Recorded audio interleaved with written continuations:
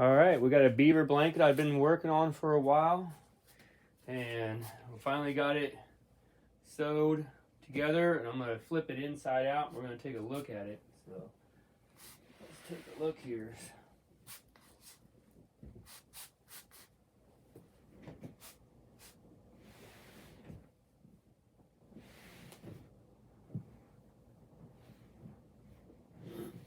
Plenty heavy too, that's for sure.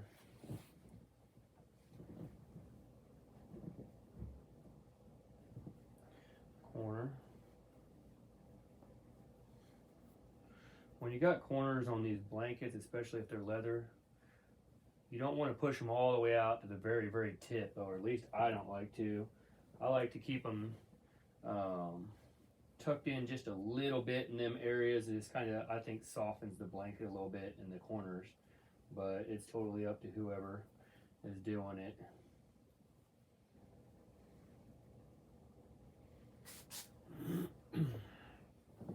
All right, if I can get this.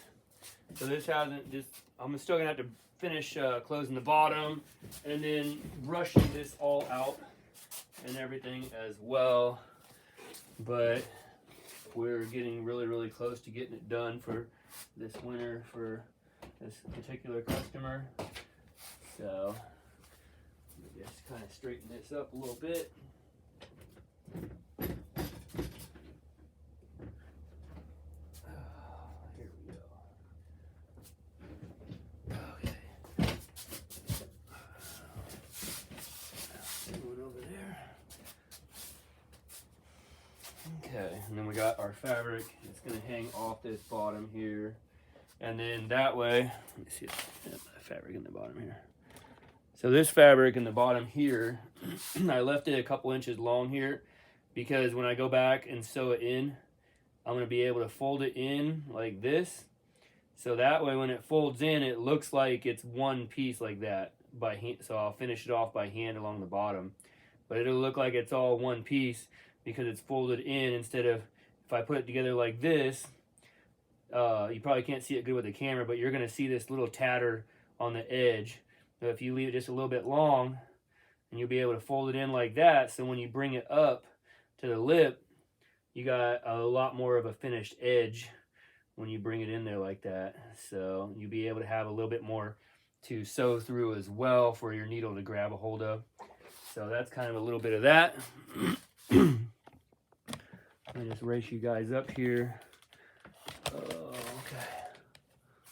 So there's the blanket, goes that in here. So you can see here along the bottom, I did little tiny squares or 5x5 squares along the foot and also along the head of the bed. Bring you guys up. So we got them all along the head of the bed as well, or the blanket as well. So they'll be along here. And then basically the reason why we did this quilt pattern here is because the customer trapped these beavers and harvested them over a number of years. And so we did not know what size beavers were going to be coming from year to year. It was just whatever he had. And so I couldn't make a pattern knowing several years into the future what size beavers he was and wasn't going to bring in. So I decided to go with more of a quilted pattern look, and I think it came out really nice.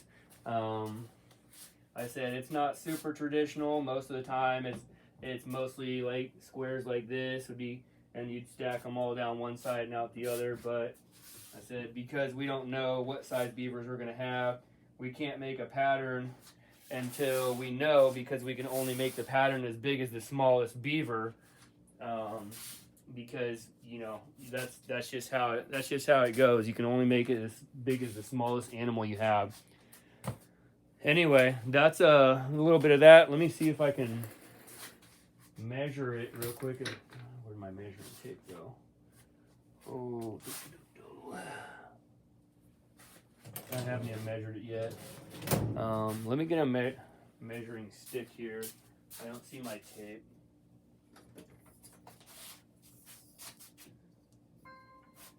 4 foot here. 4, 5, 6. We got 24 to 36. So we're looking at about, what was that? So 1, 2, 3. We got 3, 4, 5, 6, 7. We're looking at about 7 feet long ish.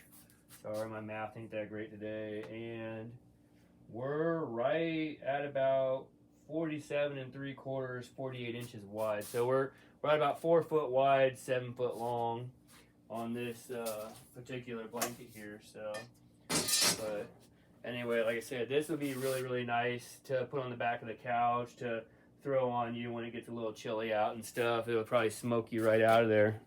So, but that's it. That's where we're at on it. I'm gonna get it finished up and everything for this client and get this thing down the road.